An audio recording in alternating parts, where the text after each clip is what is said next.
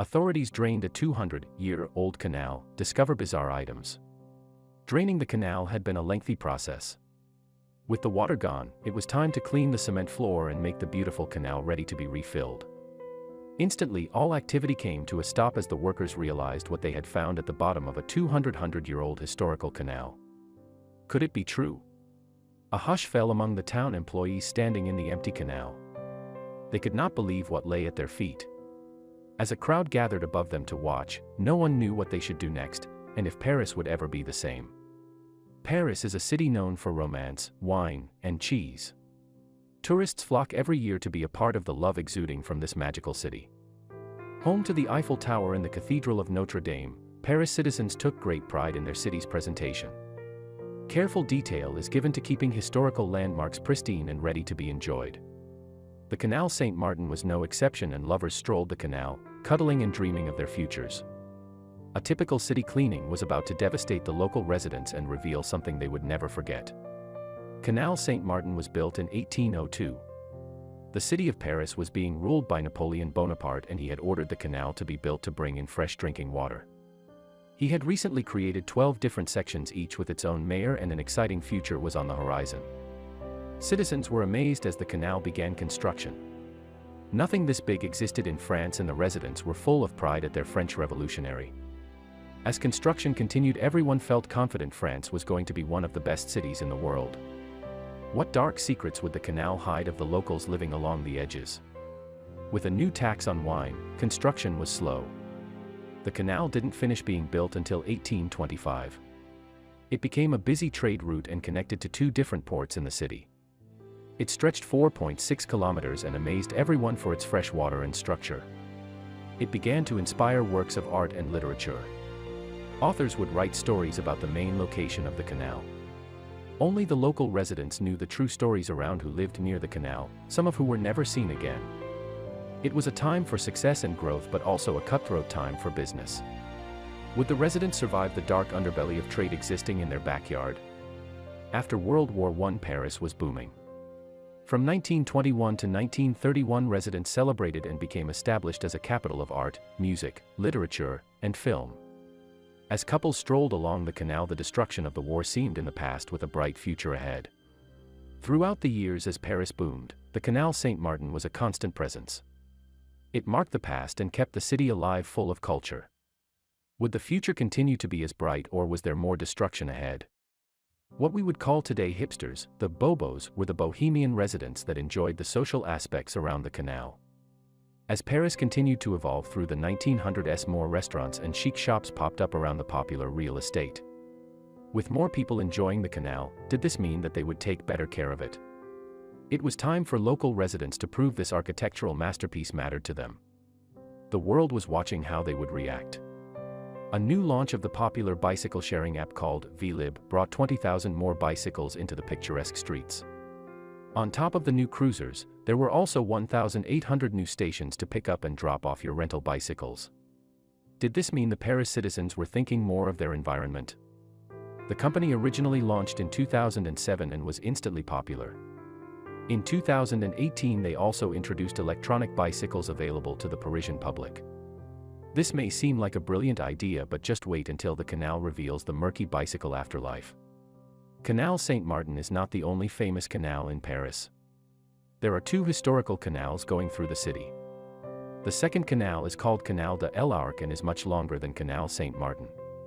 The 2 canals connect and funnel into the River Seine.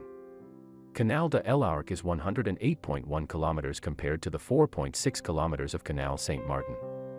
From 1923 to 2017, it was illegal for anyone to swim in the canal waters due to pollution. We think once these swimmers see what the canal has been hiding, they'll think twice before going for a dip. Both the canals in Paris are hot tourist attractions. The Canal Saint-Martin especially is a fascinating spot to stop and take pictures. Over time, the city has added Venetian-styled and swing bridges, coupled with cafes. It's easy to bring a book and lose track of time. The increase in foot traffic also meant an increase in the garbage.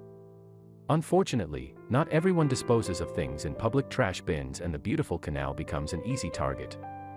As the water drains, would they find anything to return to one of the many tourists? The entire Canal de l'Arc is too big to drain at one time. In the most recent draining and cleaning, the crew starts at the first connection point between the two canals. The total length of the waterway that will be drained is 67 miles. While people flock to see the drain, they might also be looking for valuables they have lost intentionally. A lover's quarrel with a dramatic ending, a dramatic gesture to prove something to friends, or a selfie went wrong. Police have to do crowd maintenance, but sometimes one person will still sneak through and risk it all to find buried treasure. Now, the district of Canal Saint-Martin is known as one of the trendiest neighborhoods in Paris. With cafes, restaurants, arts, and a young population living within the community, it makes for a memorable Paris destination. The neighborhood represents a blend of European innovation and houses exclusive brands for its local residents. As the locals enjoy everything at their doorstep, does this mean the canal has become exclusive? Keeping this canal public ensures it's kept clean every 10-15 years. Every time the water is drained, more surprises from the past come to the surface than anyone is ready for. The canals inspire everyone around them. They began as a vision from a legendary explorer who wanted to bring more drinking water to the locals of Paris with this amazing canal system. Today, the canals are mentioned in songs, books, and movies. Artists from Edith Piaf to Joni Mitchell have tried to capture the essence of this popular city. A new tourist attraction includes taking a waterboat cruise along the canal while a jazz band plays softly behind you. Did this new tourist attraction lead to the remarkable discovery in the canal's watery depth? Besides songs trying to pay homage to this beautiful city, movies use Paris as a popular backdrop. One particular movie focused on the Canal Saint-Martin. The 2001 film, Amélie, portrays a shy Parisian quietly orchestrating events and the people around her. This dreamy character also loved to skip stones into the picturesque Canal Saint-Martin. The movie received praise worldwide, but Parisians noticed it was time to clean their beloved canal and landmark. The same year Amélie was released, the city declared it was time to clean and get to the bottom of hidden treasures below the surface. Ideally, canals should be drained every 10 to 15 years, but the cost and manpower are difficult to organize. After so much attention was given to the Paris landmark in the blockbuster hit, it was time to find the resources and drain the canal.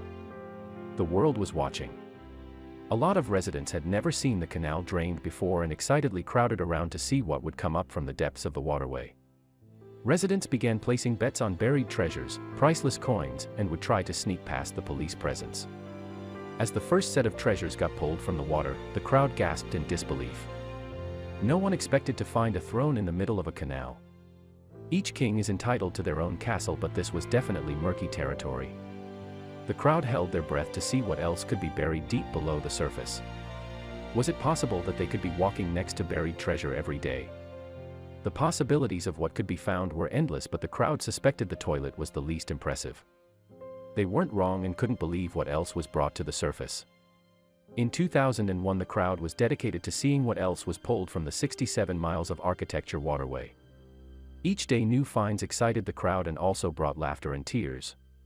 Every day, different residents placed bets on what today's haul would include. The final tally of treasure included 2 75mm shells from the First World War, locked safes, precious gold coins, a vintage washing machine, at least one car, and 40 tons of common garbage. Everyone was pleased with the results and challenged each other to be careful of what would go into the water. Unfortunately, not everyone was careful, and it was wild what was discovered 15 years later.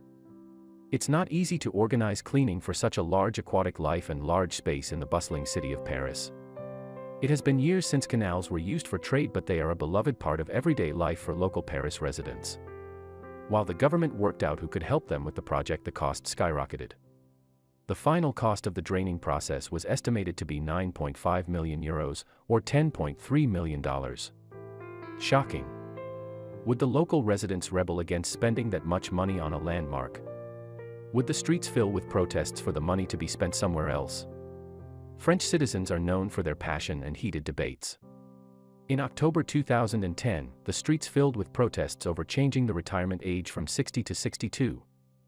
This mainly impacted the oil and gas industries in Paris, and all 12 refineries were closed. Environmental impacts bring forward the most passionate of protests. This beautiful planet cannot speak up for itself. As the government found a solution, citizens wondered if this would impact the canal and other historical landmarks. The next protest would focus on a permanent solution, but would it be for the best? In 2015, over 75 countries protested in unison for climate change. It was the largest international protest for the environment, and Paris citizens made sure their voice would be heard. The end result was reaching an agreement to lower greenhouse gases and save our planet from unnecessary damage. With everything that was being found in the canal, would it support that local residents were always thinking of the environment, or would dirty and dangerous secrets surface? As local residents walked along the canal, they felt confident they were doing the best they could to protect the things they loved, but if the Canal Saint-Martin could talk, it might say something very different.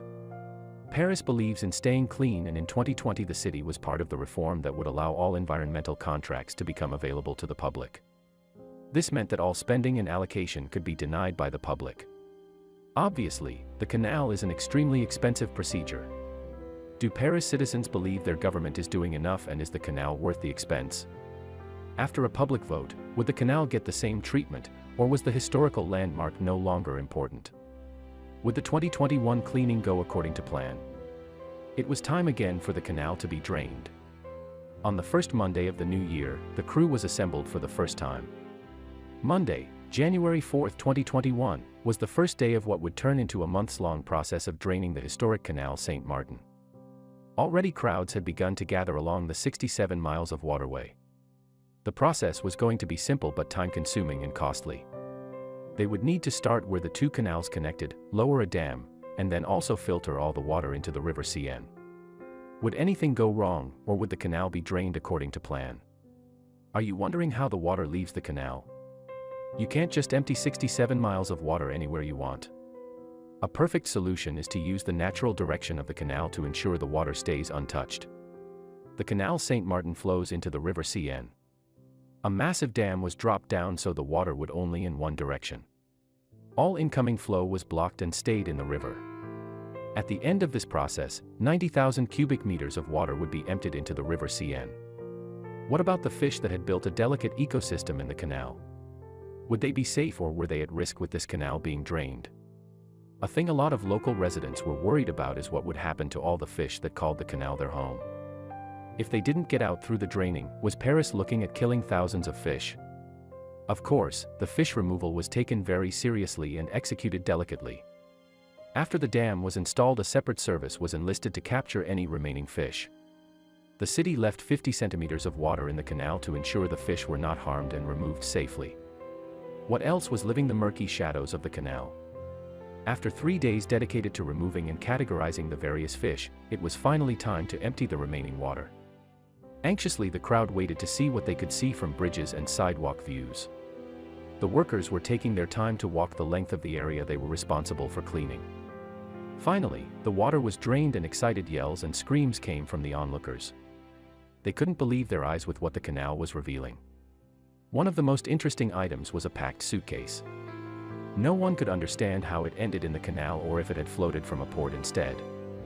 Visions of a stranded traveler leaving for vacation flooded the onlookers' imagination. When the suitcase was found, immediately authorities looked for any identification. There was nothing saying who the suitcase belonged to.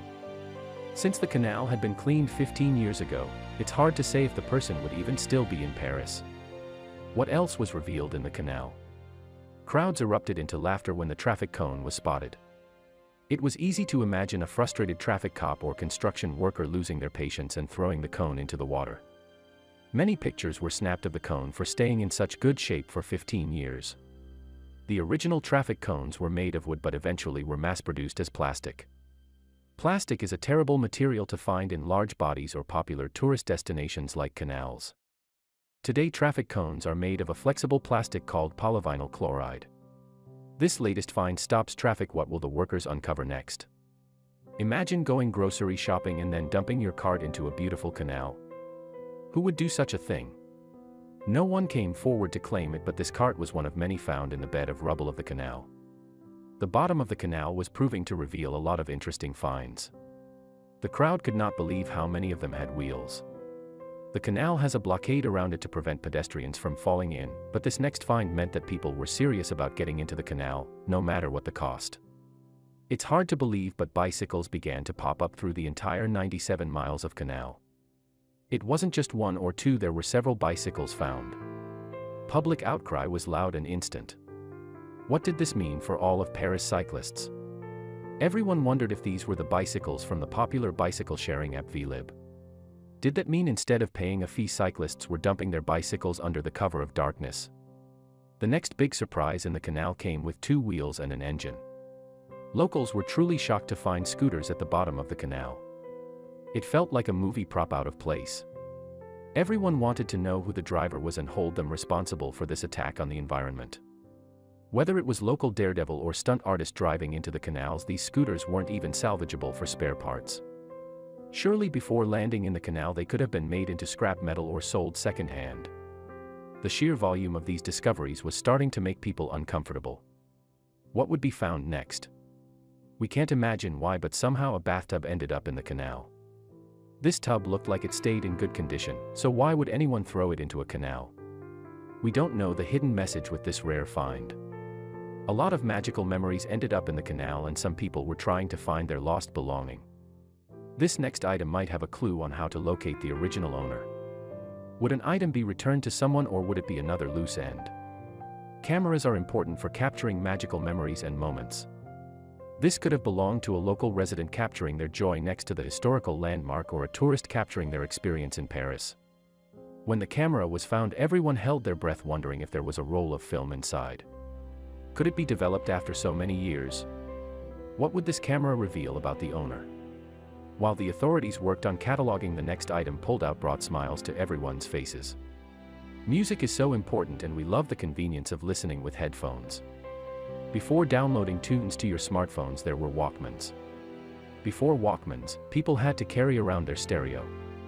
Finding this vintage stereo meant someone was using music to create the perfect vibe next to the canal.